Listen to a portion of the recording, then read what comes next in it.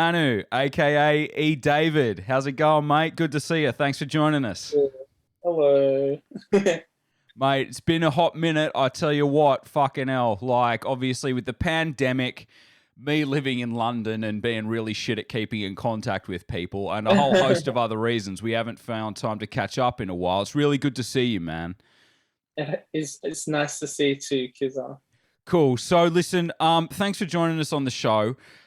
Bit of background. I've known this guy for a really long time, since the early days of Void. So like the fucking dubstep days was when I met Manu, through Beansy and the whole Coasty crew.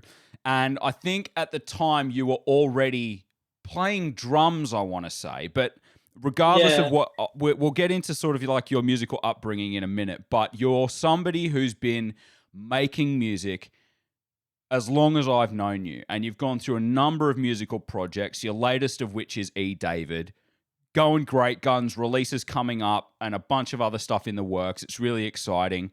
And you've definitely got a sound which is difficult to difficult to achieve, something truly original. Sorry, I'm waffling a bit, but what I'm trying to stress is that you've got a sound in that you've been making music for a really long time. What I'd love to hear from you, what's your musical upbringing? Where did it start, and what path led you to making electronic music that you do today? mm.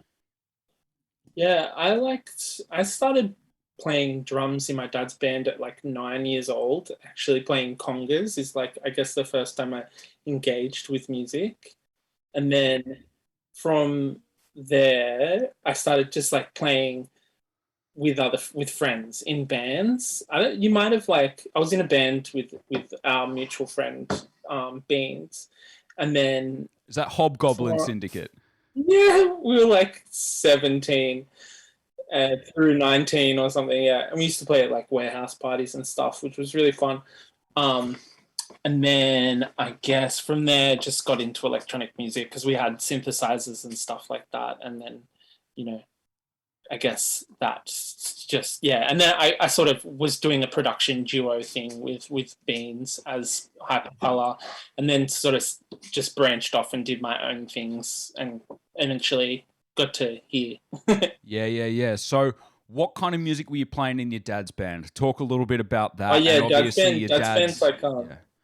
Dad's band played. It's called Luis Montero and Ainda, and we'd play Afro Latin jazz, Wow. which is like we play like Santana and like all like Bob Marley. We do like lots of covers as well because like we were on the Central Coast, so we'd play at like lots of pubs and stuff like that. But when he could get in a space where he was sort of not being booked to play covers, he'd try and play some of his originals, which were like this Afro Latin stuff, Yep. like samba and like merengue and stuff like that, and like some actually now I didn't realize at the time, but he was playing some like Cape Verdean traditional songs. That's where he's from. Yep. Yeah, because I like recognize them now, but I didn't know at the time. I was just like, oh, he's singing in some other language. I don't understand him. But now, now I've connected more with that culture. I've hear all these songs that he would play in the band, and like I just had no idea at the time. I don't know why he didn't explain it to me, but Yeah. yeah. So yeah, does that give you an idea? I He was guess just of like, what we were shut up playing. and play the congas, dude. Yeah, pretty much. He used to like I swear he used to just want me in the band because he didn't have to pay me as much as the other musicians because I was a fucking minor. Yeah, fuck yeah. Mate, child labor. Oi, It was oi. basically child labor. Yeah. Yeah, wow. But that must have given you a really interesting insight into obviously Latin music and Latin culture, Yeah, at the time as well, which is not something that a lot of people would get growing up, especially yeah. to the point that you're playing music in the band as well at that time. What, Mhm. 7 years old? That's crazy. Yeah, yeah. I mean, I actually grew to like really hate it to like put to be honest, like playing in Dad's band because he'd be like, you know, oh Manu, you got to like Saturday night, you know, we've got a gig. I'm gonna pay you $50. I'll be like, Dad, I'm working now, like I make money. He's like, Manu, you're gonna play Saturday night at Edelong RSL or something like that. I'm gonna give you $50 and like you can't get out of it. I'd be like, by that point I was like 13, 14, and I'd be like, Dad, I just don't want to do this. I want to like play video games with my friends or something like that. And then I was like, oh, Dad's music's naff. It's like he's boring by that age. And then I guess from there I was like, oh, I'm just gonna start listening to like the music that is so different. So I like started listening to rock and roll or like heavy metal. I mean, and then I guess just whatever sort of presented itself, and then it found, I think, like Aphex Twin or something like that, and then just started getting heaps into electronic music from there. And he was like, I hate this shit, like, don't you play this stuff, like this isn't real music. And we used to like fight about it all the time. But yeah, so that kind of like the electronic music was almost like a rebellion to your dad's music in a way. As good as it was still, it was a bit like, totally. But yeah, and nowadays I appreciate the stuff that he would play, or I have for a while. But there was a time there where I was like, I hate this shit. It's so boring. So I like just wanted to sort of listen to anything else. But nowadays I'm going back and I'm listening to all those traditional songs and like enjoying all that music. That's amazing. So when you first started your first group, this is what I want to get into a bit. Was Hobgoblin Syndicate the first project that you had? Worst name. Huh? Are you trying to avoid the name? Am I just airing your dirty laundry?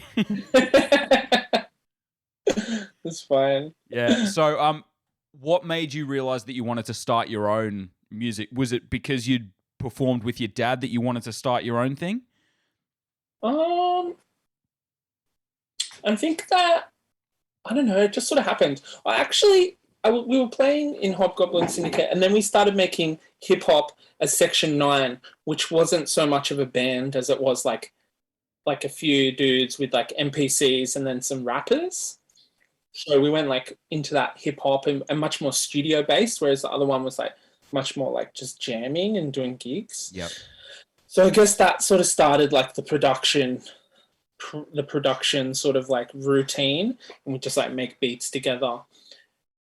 Beans and myself and our other friend Aldred, and then I guess I don't know, this whole time I was making beats, and I got an MPC somewhere in there, and I just started making beats on the MPC, and then I got like a laptop, and I like got on Logic, and I guess because you've always been quite hardware based. I look at some of your posts now, and you'll go out into like a park somewhere and just take some gear and start making music, where most people, including myself, I'm about to get my push 2 and dive into Ableton. I'm just going to be sat at the dining room table trying to figure this shit out, whereas you're going out into nature and doing it.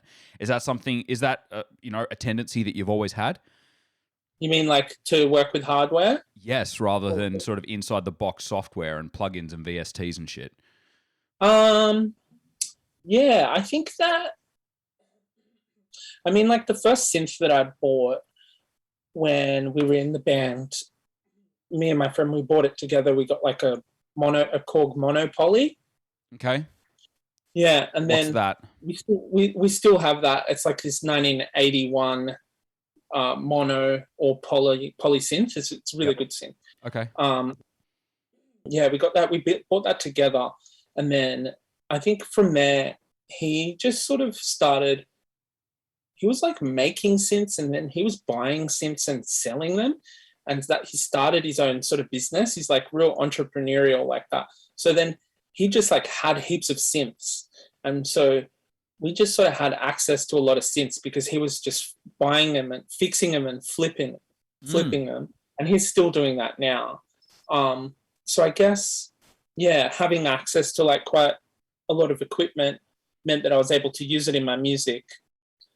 But then I used Logic for ages, and there's been times where I've been all in the box, but I've pretty much used the MPC from when I've had it. I've just gone through phases of like either using the MPC as the main thing or the computer as the main thing, back and forth. But I mean, the MPC is in the box. It's just a different box, Yeah, but it's a bit more tactile and less clicky. Yeah. Yeah. Okay. Fine. Yeah, it is different. Yeah. So when you sit down to approach writing a piece of music today, what's your process? Where do you start? And how do songs grow for you? I guess I'll start with like a tempo, be like I've been making a lot more faster stuff lately. So like I'll go like 138, and then that immediately eliminates a lot of possibilities, I'm not making a drum and bass track. Yep. I'm not making a house track. This is going to be like probably like an electro or like some fast techno or like something breakbeaty. And I'm like, okay. Then I might like put down like a rhythmic, like I'll start with like just drums, like just put a 4/4 kick down, and then just start trying to make an interesting rhythm. Chop up a break, into little pieces. Even like I'll try not to dart around too much here, but let's stick with the break thing. So just chop up the break, and even if it's just like just taking the snare, or like just taking the hi-hat, that's like going to give you a different like texture than maybe using just like all an 808 kick, like all like an 808 sample pack. You know what I mean? It's like the samples are already there for you. Or and another thing I might do for drums is like take a record, like an old record, even like a dance record, like some shitty like I don't know, Ministry of Sound or like whatever, like terrible $2 bin house or like poppy house record that I just like take the kick, like the very first kick, and then like that kick will sound like it'll have all the crunch and all the noise of the record. Got some character. A little bit of character. Yeah, trying to find drum sounds and that have an interesting texture. So if you've already got great samples, then that's great. But like I like to just find them from wherever. Yeah, and then I guess I'll just try and make something interesting rhythmically. And then, that's where I'd start. That was your question. That's where I'd start. Yep, perfect. And where do you go to from there? Because this is very helpful. First of all, I really like that you try and find shit that's got character, and you're not just go, oh, I like that snare. It's like you're actually pulling from your surroundings. Yeah, I think that's a good idea. And then I'll probably just, because at that point you've got a kick, right? And then the kick has a very close relationship to the bass. So with the kick, you can put the bass notes in, so they're going to work with the kick. Mm-hmm. You know what I mean? So you put a rudimentary bass line in a way where it's like sitting in between the kicks, or just they have to talk to each other. So, and that's already, those two things, if you've got the beats and the bass, those two things are like the absolute foundation of a track, so yeah, you can get those down, and you can just do one note bass line. You don't need, you just choose whatever key you're going to go, like make it all D notes, dun, dun, dun, dun, dun, dun, dun, dun, dun, dun, whatever, with the kick. And then like, okay, it's going to be in D. I've got like a rhythmic bass for a rhythmic, like BASE for the song, Yep. The bass line and the kick and the drum and the drums and stuff. That's what I would do next. Yeah. Perfect. And what we're about to come to now in the creation of the music process is the stuff that comes after the very baseline of a track, which in your music, for anyone that's heard it, and I highly encourage people to go check out E. David's stuff because it's got a very distinct sound. This is where I think a lot of your stuff really starts to sort of bloom, if you like, because you've got a lot of lush textures and soundscapes that are very naturey. That's the best way I can describe it. It's very, very organic and kind of nature-like sounds. Yeah. So how do you approach the creation of pads? Do you know notation? Do you know how to play? Are you just experimenting with sounds, or are you experimenting with melody first? I don't know any notation. I don't know any music any music like theory or anything. I just like fuck around on the keyboard until I find something nice, which takes ages usually. I wish I did know some theory, but I think sometimes that I wouldn't make like the music that I do make if I knew theory. You know, the theory is going to put me in some. I'm not trying to say like people that know theory make fantastic music. Like, anyway, it's just an interesting. All you fucking people who actually studied, your music sucks. Yeah. Anyway, I don't know any theory. It's good to know. So I just fuck around. Yeah. And what I'll do is, because I'm working with the MPC, you can do this on Ableton or Pro Tools or Fruity Loops or whatever you're gonna use. You can just sample one chord. Like, so I might find a chord that I like, 3 or 4 notes, and then I just like play it into the sampler, sample that one chord. Yep. And then once it's in there, then you can transpose it over the keys, you know? Yep. So you can like, and then you can start getting a melody together. You know, you might just do one note on the one and then another one like transposed up three keys or whatever. Don't know what the actual word for it is. Yeah. So I was resampling, very important for me. That's awesome. I think I've sort of learned a little bit about that. And what you're sort of doing is almost shortcutting the sort of key and note playing 100%. process on the because you are just moving the intervals to a single note, aren't you? You're taking that chord that you like and just transposing it up and down so that you can just use one finger to play around. Yes. Yeah. So makes it much easier. And actually, we like similar music. You know, we're into music. A lot of it that, you know, could be placed on this idea of the hardcore continuum, or that might be somewhere more aligned with techno. But a lot of that music was made by people that have little to no theory experience, and and then also a lot of that music was made by people using quite rudimentary equipment as well. Yep. So, and the sampler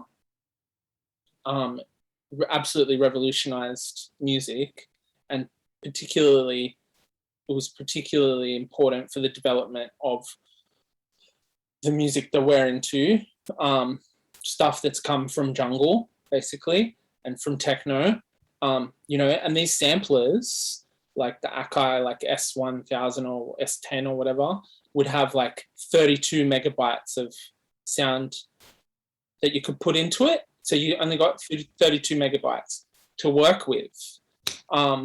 So what people would do is they just sample that one chord, because then that's only 1 second of audio that you need to have in the sampler. And then they just go all over the place and play their melody that way, rather than sampling a bunch of different chords. Right. Yeah. So you're saying the MPC was instrumental in the development of like the sound of electronic music as we know it today, simply because of the memory limitations. Samplers in general. Yeah, samplers in general. Yeah, 100% samplers in general totally changed the trajectory of music, and in particular dance music. Yeah, like, because then people could also, you could talk about how it like enabled people to like repurpose music, and we have this like then like this obvious cyclical resampling sort of like culture that's developed in dance music. Yep. You know, like everything's sampling it. And break beats for one is like, you know, breakbeat music, jungle, the Amen break, you know, all this stuff was like, would not be possible without samplers. And the fact that they had so little sample memory meant that people needed to use them or be like sort of cluey in the way that they applied that memory, which completely dictated the type of music that they could make. So yeah, that's fucking awesome, man. Yeah, so it's, you know, you're going to end up with getting a sound that's going to sound quite familiar to you if you start to employ those similar techniques, and the resampling and transposing is one of those. I'm definitely going to start using that, man. That's awesome. That's a fucking hot tip. Sampling. Yeah. Yeah, sample everything. So obviously you mentioned going digging in bargain bin basements for records to get your samples from, right? Yeah. What are some of the genres that you think lend themselves more to kind of maybe your style of music than, say, another? Yeah, I think if you can find like any old house records, or like they could be really terrible or good, all of them have like, you know, 8 to 16 bars of just raw drums right at the start for the DJ to use to mix in, especially if you find like any of these cheap 12 inches that were just like the single cut. Compilations, it might just have the club mix or whatever on it. That'll have like 16 bars of just like raw drums. So then you can just rip a kick and whatever, or take the whole bit, you know, use it and then like chop it up or lay some more drums on top of it. I think you can sample with anything. Nice. Do you do much field recording? Not much. I should do more. I don't have a Zoom recorder. I guess I could do it on my phone. I don't do much. I did for that thing that you mentioned before where I was making music in the park, or it was sort of a park. I took this synthesizer out and just recorded a piece, and it was sort of like meant to be like a site-specific performance that I filmed it, and I recorded the audio, and I recorded with like one of those Zoom stereo mics. I recorded like the ambience of the space, and that was really cool. So I have done it recently, but I don't employ it that often. No, okay, that's cool. No worries. You're a very nature-driven guy. I didn't know if there was like lush nature bits that you're sort of chucking in there. I'd love to touch on arrangement quickly with you. I do want to get to sort of like your vision for your work as well, because that's something that, you know, comes across. But how long do you spend on a track? Are you always working on one thing at a time, or are you working on lots of different things? How do you take something from sort of initial ideas through to completion as like an actual piece of work? Yeah. Okay. Really varies. I've actually just sort of cut out Ableton almost entirely. Really? I don't really use it. I haven't really used it for the past 6 months to make any music, at least. And I was waning on it before, and I've gone just back to the MPC 1000. So I make and finish all the tracks in the MPC, and then I just record a stereo out from the desk into Ableton. Mm-hmm. So I guess like it'll start with a jam, like with the process that I explained before.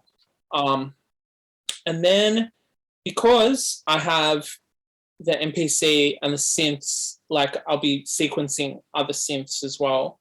I have them all going through like a 16-channel mixer. So I'll have the mix dialed in on the desk, and that means I can't so easily change from one project to another. Right. So I pretty much have, unless I like take a photo of the disc, which I do sometimes. Really? And then I have to like recreate it. But I just generally just avoid that because it's too much of a hassle, because I might not be able to get the vibe back. Oh, that sounds like so much work, dude. Like, oh my God, to try and dial a mix back in. Yeah, it is. So it really deters me from jumping between projects. Yep. So I just have one on the go, and then I'll get it to a stage where it's like I'm like arrangement done, everything done, and then I record a mix, a print from the desk to Ableton, and then I sit on it for a couple weeks or something, listen to it, don't listen to it. And then if it still holds up after a while, I'm like, sweet, I'll just go with that. But often I'll hear something, I'll be like, oh, I think I want to like do this, change this. And then I'll go fire it up again, fire the project folder up again. But in the meantime, I'm working on something else. Yeah. So that really works for me, having that like limitation of not being able to jump between projects really helps me. Yeah, stops you from being so scatterbrained about it. Like, you know, binning ideas quickly, it kind of forces you to stick with something to try and see it through to completion. I really, really like that, dude. Yeah. Or it forces me to be like, this idea is not going to work, and abandon it entirely. You know, I sort of quickly know if it's going to work or not, and I can just be like, gone, you know, and start something new. And it's almost like the desk is like a canvas, like a painting. Like you're not, you know, it costs a lot of money to buy a canvas. It takes a lot of time to build this session out. Do you know what I mean? It's like you're sort of being it's a bit more artistic in a way.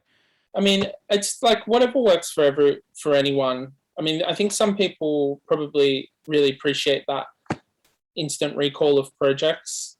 For me, just limiting myself, because I think maybe like when I'm working with Ableton, at least, like I'll do that. I'll be like, oh, I'll feel slightly frustrated with the project, and then I'll be like, oh, fuck this, I'm going to work on a different project. And then I'll be like bouncing around between the different projects and just doing a little bit on each. And that might really work well for some people, but I think for me, maybe, I don't know what it is, my particular neurodivergence, I prefer to just like have the one thing, and it's like, okay, this is what I'm working with, and like I'm gonna stick it out or abandon it, you know. No, that's awesome, man. It's a unique process in today's digital age. The only guy that comes to mind that's doing that in a similar way is Pete Cannon and N4 Records, making jungle with like the Amiga and like just outboard gear and stuff like that. I think you posted about Pete Cannon with one of his tracker. Yeah, with the trackers. Yeah, with his tracker. Yeah, it's definitely like a more old school way of working. Whereas like these days, when everything is so, you can have that instant recall. That's a much more modern thing, which is, I mean, it's really great. It's amazing. Back, maybe 20, 30 years ago in the 90s, they would have had to finish tracks. Like when the track's there on the desk, they have to finish it because they can't just get a recall unless you had motorized faders and like all that shit. Like, it's not happening. Like we're fucking poor, dude. We can't afford motorized faders. Yeah, exactly. Yeah, but for me, that really, really works. Nice. Yeah. That's awesome. So, vision and sort of an idea for a release. So your album, which came out, I want to say 18 months ago now? Something like that, yeah. Yeah, this is Pulse. This is E. David's first album that he put out. I got the tape and a print with it. It's pretty gangster. This is sort of more than just like throwing some tracks out there. It feels as though there's kind of like a vision with it. Could you talk a little bit about that? Yeah. I feel like it's like a soundtrack to a film that maybe didn't happen. Like I've always wanted to do like a game soundtrack or a movie soundtrack. And yeah, so I think the vision for that was, I came at it with like the idea of wanting to make a tape specifically because I love the experience of listening to a tape, like the tactile nature of it. Tapes feel a little bit futuristic, retro in their way. They're like a little cartridge. They're like a bit sci-fi, and they sound amazing. And I love that you can't skip tracks. Like you have to listen through a side unless you're very persistent. Like fast forwarding, rewinding on a tape is a hassle. So I wanted to make a tape that like so I came at it with that idea of like, this is I want to create like a certain type of listening experience. Originally, I wanted to make like 2 long form pieces, one for each side of the tape, but I couldn't get there.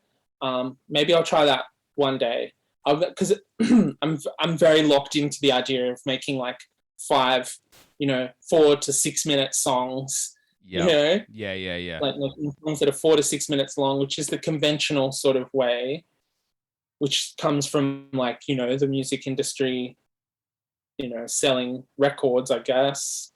There's like however many you could fit on there's conventions. What I'm saying is like these conventions are arbitrary. They exist. I'm locked into that. Anyway, I wanted to go on a tangent, but I wanted to make like 2 long form pieces. Couldn't do it. Anyway, so that was my vision. And then I guess from there, the music that came out was just, I guess, what came out.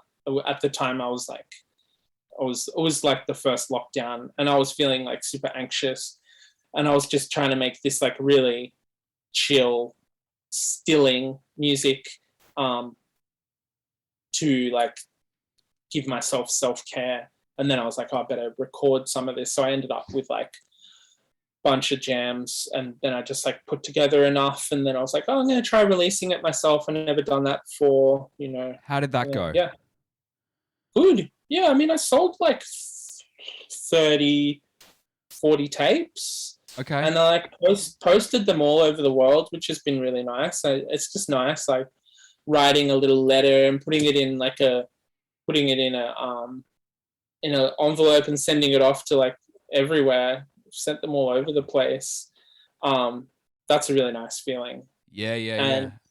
Yeah, having that control, having that sort of creative control is really nice as well. Like I did the art, did the music. Only thing I didn't do was the mastering. Yeah. Mastering's definitely its own beast. Have you ever tried doing your own masters? Yeah, no. I'm pretty happy to not do that ever. Yeah. It's also nice to get someone else's ear on it. Like, I just don't think my ears are that good. I don't either. I don't trust my ears. I think I've battered them for too many years playing like drums in a brick room, and then also just like at clubs and shit. Yeah.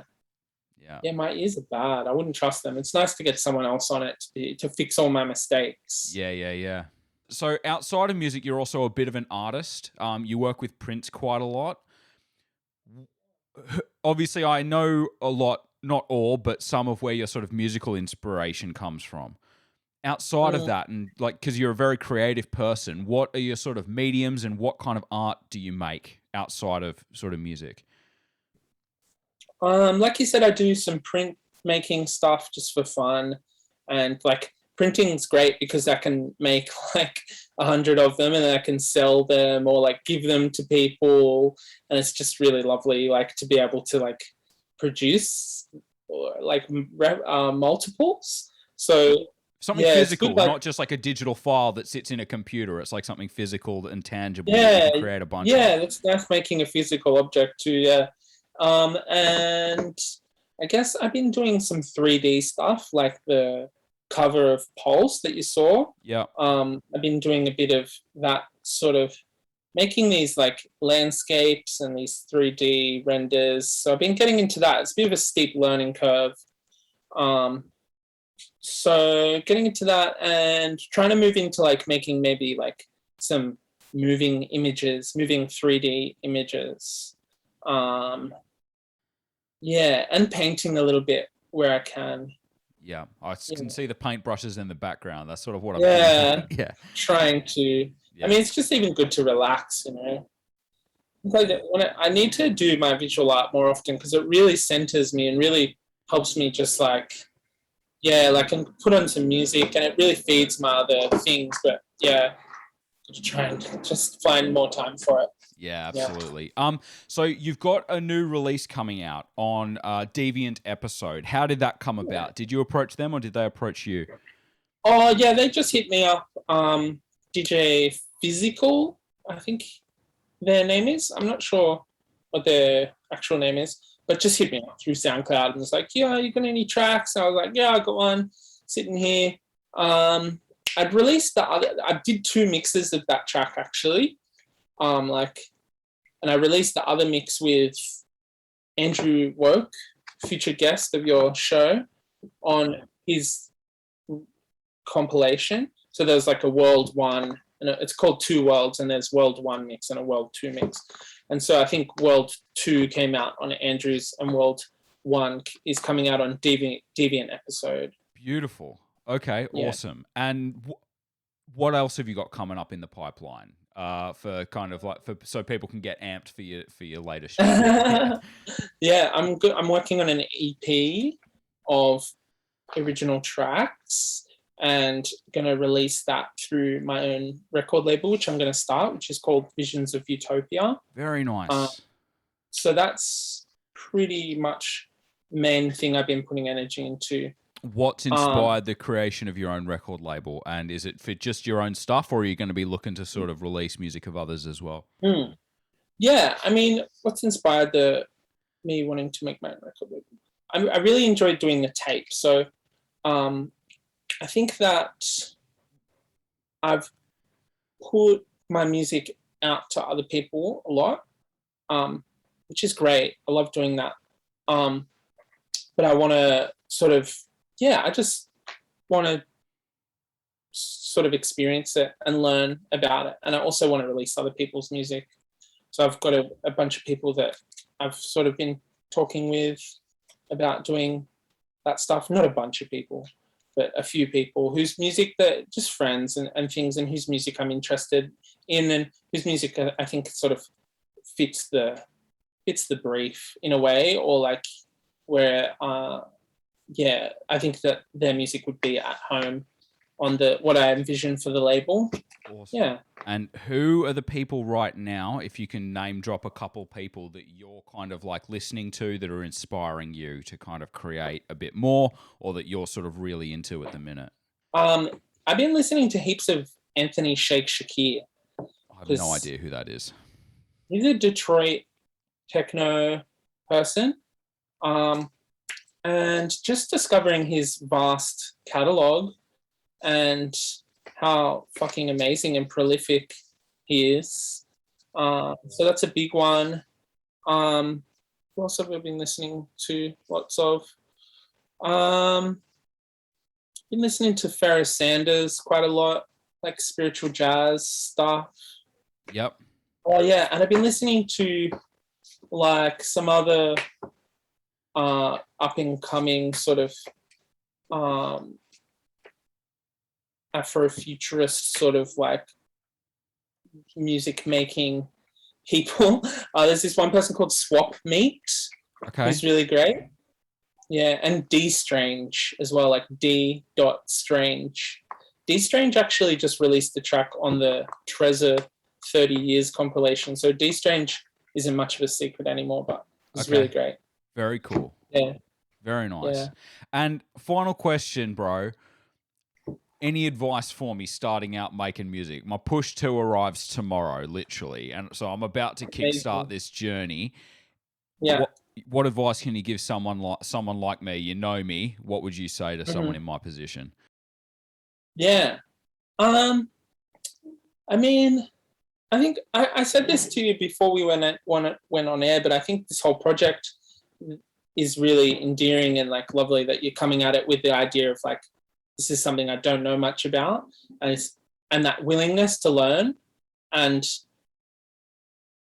that willingness and that sort of understanding and patience that it's going to take time, I think is really just something to hold on to that, because the anxiety of it can be really anxiety inducing, thinking about I have to make a track, I'm gonna like finish this discrete object. I need to produce this this cultural unit so it can be sold, like it's very like capitalistic sometimes, like being a producer.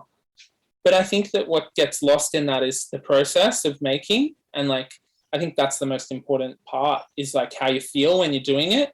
And like if you can like feel good while you're making a song, I think that's the best thing. And then if something good comes out of that at the end, then that's only a bonus. You know what I mean?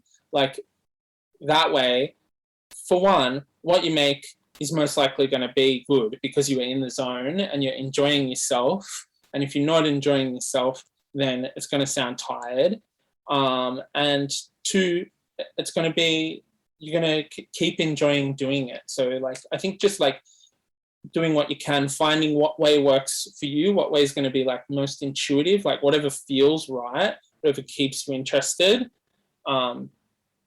and finding that flow state, and just keeping that patience and humility and not giving yourself a hard time. I think those are probably the things I would say. Yeah. That's fucking amazing, dude. That was a really like honest answer. I really appreciate it, dude. E. David, thank you so much. Everybody, go check out E. David's music. I'm sure you can get onto his Bandcamp, support him. He's an independent artist making some really, really interesting shit in a really really interesting ways. So all the links are in the description down below. E. David, Manu, brother, thank you so much for joining us. Thanks, Kizar. Hello, legend. Thank you so much for watching all the way till the end. If you'd like that, I got a ton more of these interviews being uploaded constantly on the YouTube page. And I do a weekly mix on Mixcloud every Saturday. So if you can subscribe, like, comment, that helps out loads with the algorithm. And if you follow me everywhere and you like the sound of what's going on here, you know, let me know.